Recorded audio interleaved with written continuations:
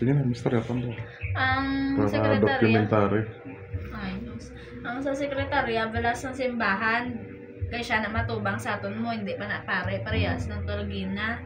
Di ang balon pa sa nga mo na, ang nakakadto na tade, ang balon pa lang una kay si mama to nagadto sa amo na, sa time to nga maano bala sa requirements. Di ginambalan niya kuno si mama nga kadto nga hambal sang sekretarya makadto kag di sa tubuso kay dire ka mapabunyag.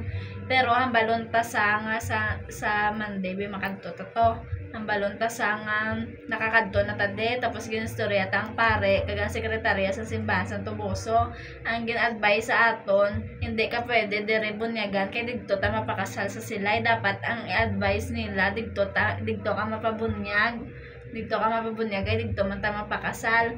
Pero ang ginhambal, ang gin-advise pagit sang pare, pwede kami ka-request or kahambal sa inyo or sa pare man sa silay nga kung mapasugot ka mo or tagaan nyo kami ng assurance nga pwede lang i-fix ang amon wedding into mixed marriage ng which is nga si Rowel, ikaw bala still baptist ka lang gyapon pero ako Catholic. Bale mahatag lang ka ng kasulatan nga sample maano na tama kasal na taduwa. Tapos makabata tabi isa. Tapos ang bata ta kay syempre sa Catholic tagin bunyagan, maging Catholic lang sa gyapon pero hindi siya maging baptist. Pero kung gusto mo na magpabunyag, ikaw bala gusto mo na magpabunyag as a Catholic, pwede lang na pero natapos na aton nga kasal. Amo na. Pero kung tagaan ta nila assurance nga papakasal man tagyapon biskan baptist ka pero hambal to sang pare gina mapakasal ta sa Catholic pero hindi ka magkuha sang kalawat, hindi ka mangalawat.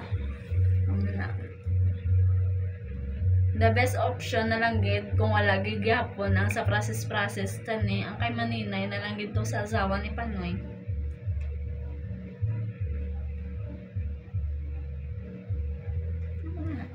Explain to magadto sa kandig.